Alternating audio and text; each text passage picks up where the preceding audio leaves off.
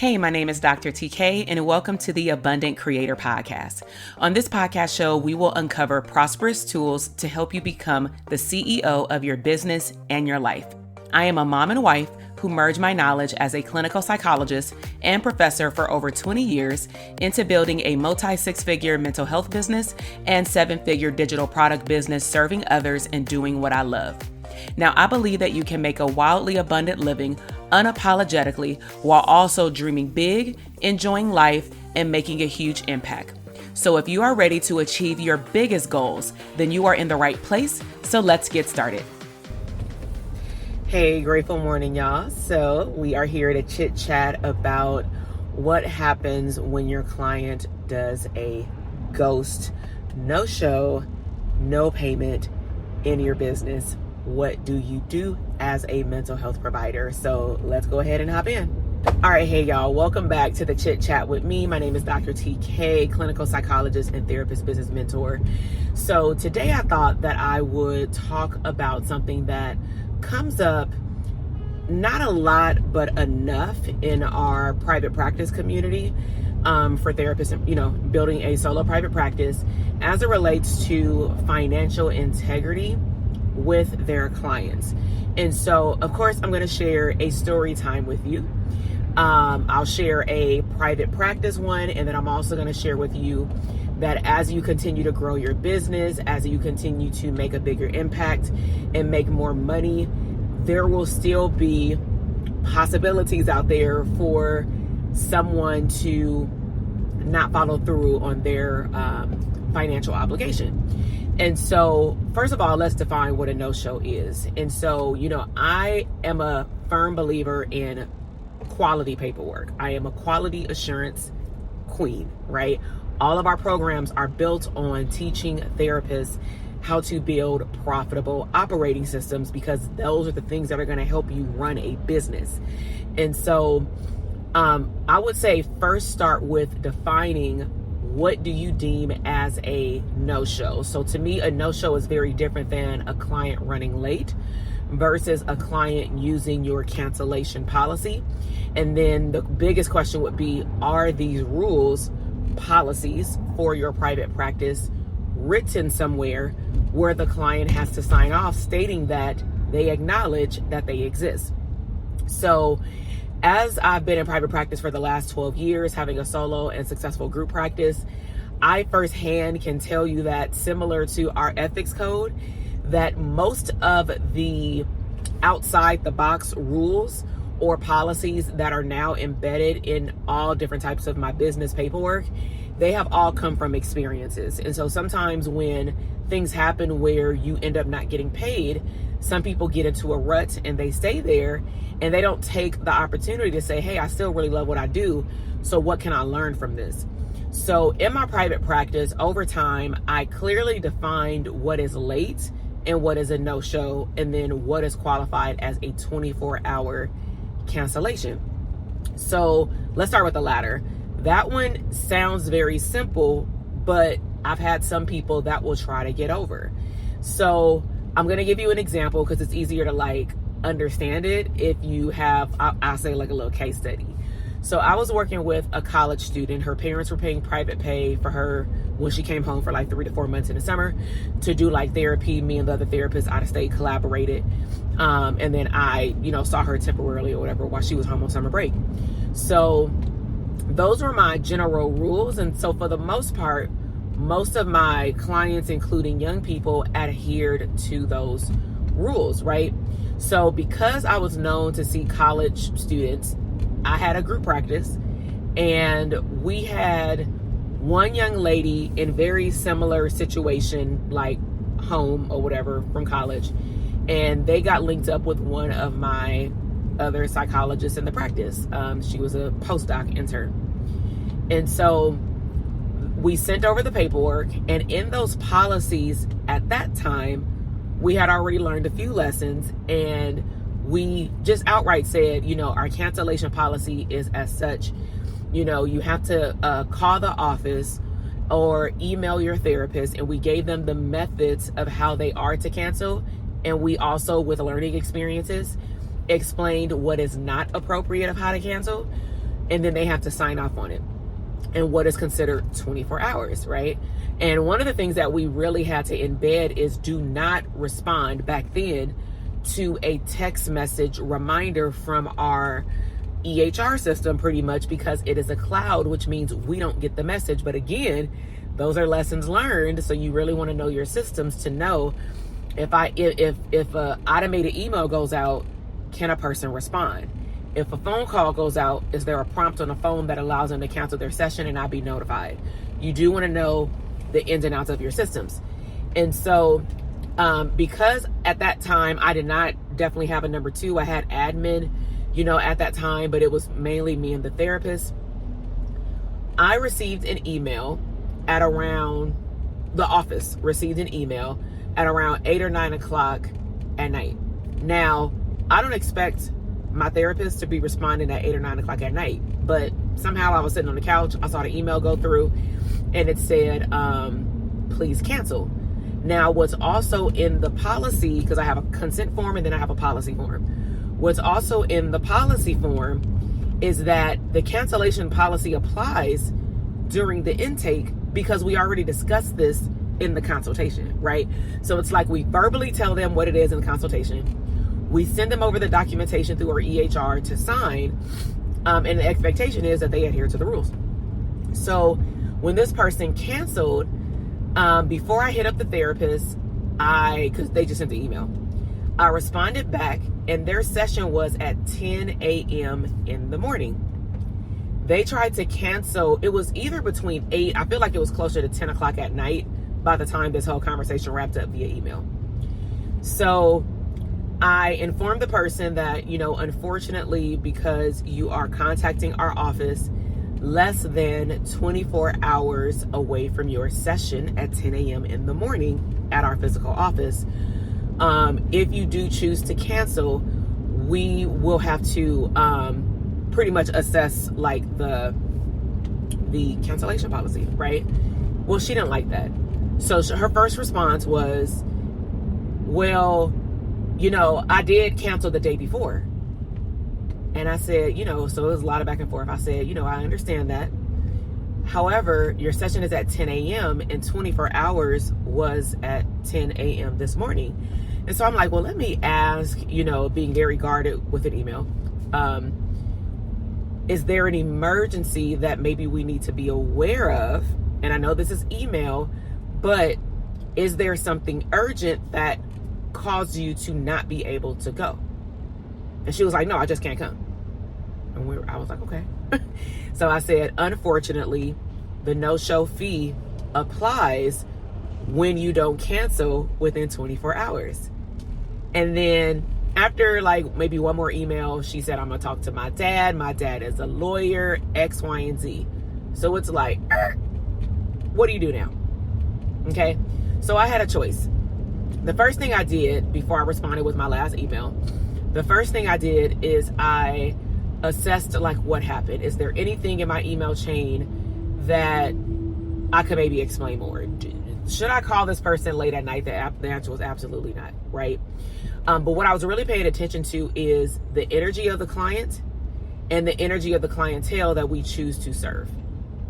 And the energy that I train our clinicians, licensed or unlicensed, to serve are people who are integral with like their own mental health, meaning they want to do the work to see a change, right? And if they don't want to see a change, one thing I teach the therapists that I coach is, sometimes you may find yourself needing to lay clients off. And laying a client off just simply means you've literally done all that you can to get them engaged. And I know some people's diagnoses can cause them to like withdraw and all those things, but it also may mean that that person is not ready to do the work. It doesn't mean they're a bad person. It just means that the timing that they chose to start treatment, it doesn't match right now. And honestly, whether they're driving to the office, they're utilizing their time during telehealth, they are spending money on a copay, or they're paying you private pay, at the end of the day, they're wasting time and money, or time or money. Either way it goes, we wasting something, and we don't want to do that. And so going back to this situation is, I made the executive decision now at 10 o'clock at night And I decided that I don't want the clinician in my office to have to deal with this coming up again, because one of the things she said was, well, I didn't actually sign the intake paperwork because I forwarded her the forms. And I said, I understand that, but you also verbally agreed that we notated during your consultation that you understood that the intake session counted as a session. And if you have to cancel, you have to cancel 24 hours ahead of time, blah, blah, blah. 10 o'clock was this morning and, 10 p.m. So what am I getting to? We created this as a learning lesson. So I sent a text message to the therapist and I said, hey, I know it's late. Don't know if you're up, but it's Friday, because she was seeing the girl on Saturday. And I said, a situation happened. I'll tell you more about it. And she wanted to know, so I went ahead and just called her or whatever. But I let her know that her session is now canceled. And she was like, thank goodness. She was like, I don't want to deal with that, stuff or whatever. Because I'm all in protection mode when it comes down to my agency, right? And so what did I learn from that? Well, literally the next week that I went into the office, I redrafted our policy form. I didn't make, existing clients sign it, but it was for sure in place for new people.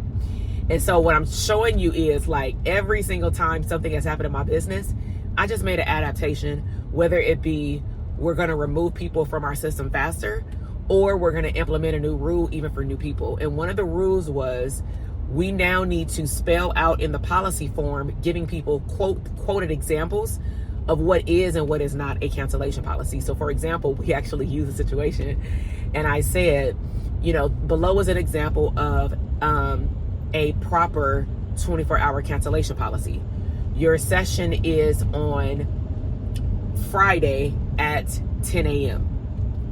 You have to cancel your session before Thursday at 10 a.m. Disclaimer: if you cancel less than 24 hours of the day and time, I emphasize time as well, of your session, the cancellation policy will apply, like the no-show policy, and you will be responsible for the no-show fee, whatever that was when they assigned up for treatment.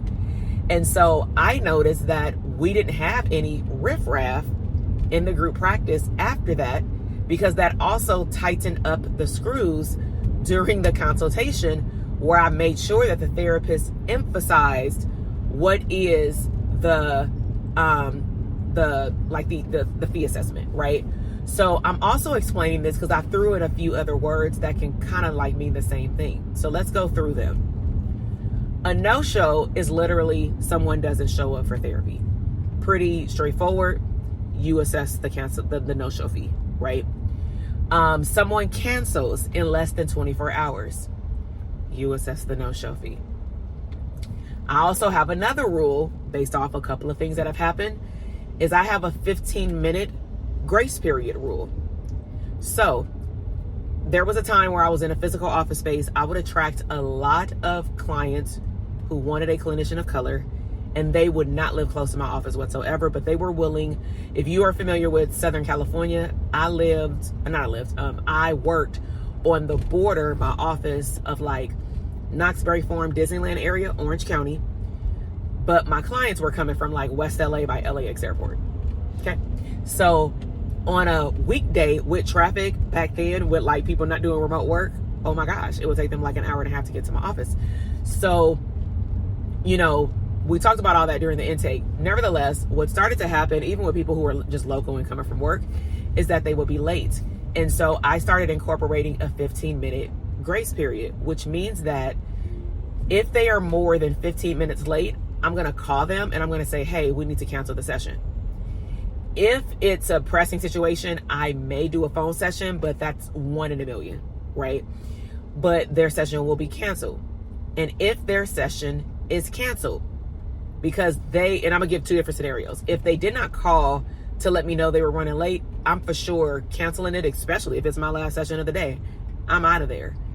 And I will send them a message before I leave and let them know, hey, remember we had a 15-minute understanding. You were to contact me if you were going to be, even just 15 minutes late, but especially more than. But unfortunately, especially with individuals with insurance, I had to let them know, we can't even utilize the whole full session because I can't or I'm choosing to not let their session flow into either the end of my day, and I don't say it like that, or I just don't let it flow over the time that's allocated for their session. That's probably a better way of saying it. And so, you know, a couple of clients have had this happen. You know, some clients, I remember a young lady, she told her mom reported it, and she was a minor, but she was like 17, so she drove to the office, and she reported it to her mom reported it to the office, to the insurance, and I contacted the insurance. I said, here's a copy of my policies, and correct me if I'm wrong, we cannot even bill for a 20-minute session. She showed up 30 minutes late with, sorry, it's a truck, with no phone call, no nothing. And I called her, I sent her a text, no response. Now what happened with that young lady is I was literally pulling out the driveway as she was coming out of the parking lot, walking super slow, texting on her phone on the 3rd floor. And so I'm like, she ain't even in a rush. And so I got her phone call when I was about to get on the freeway, because mind you, I had already called her and texted her. And so, people take it to a whole nother level, talking to, especially if you work with young people. I'm going to tell my parent, and then, you know, people will throw title cards like, do you know who I am? I've heard it from adults, corporate people, regular people, teenagers, parents. And at the end of the day, I run a business, which means that if I let one person slide, I don't want to let other people slide. So I need to make sure that what rules I put in place apply. So let me just recap. We have I'm late to my session, but I'm not going to call my therapist. We got a 15-minute grace period that's written into the policies. And if you come after 15 minutes, then it counts as a no-show. And you do, as a disclaimer, want to be very careful about when you're on insurance panels. And you do want to ask the insurance panel, can you even bill for a no-show? Because most of them will say no. But I had one that said you can bill up to 2 a year, and they will pay me not a full session, but maybe, let's just say $50 for a client who doesn't show. But I cannot charge or bill the client for a no-show. That's something you want to know, because that's something you can also get in trouble with if you're on an insurance panel. And what I mean by getting in trouble is they can, you know, release you from your contract. And that's not something that you want, simply because a client doesn't know how to follow the rules. So my general rule is also in my policies, if you have 2 consecutive no-shows, you will be moved either to an as needed list, specifically if it's like, you know, maybe their work schedule keeps changing, but that's not your fault. You have a practice to run. Or if it seems like they're not even, from your assessment, actually engaged in the services like that much, then you can actually have a discussion with them about wrapping up services, aka what we call laying them off. Okay. So again, you have a recap of what does it mean to actually not show up, ghost for the session. That, you know, then we have, and that's also like, you know, the no-show policy. Then we have people who cancel but less than 24 hours and it's not an extenuating circumstance.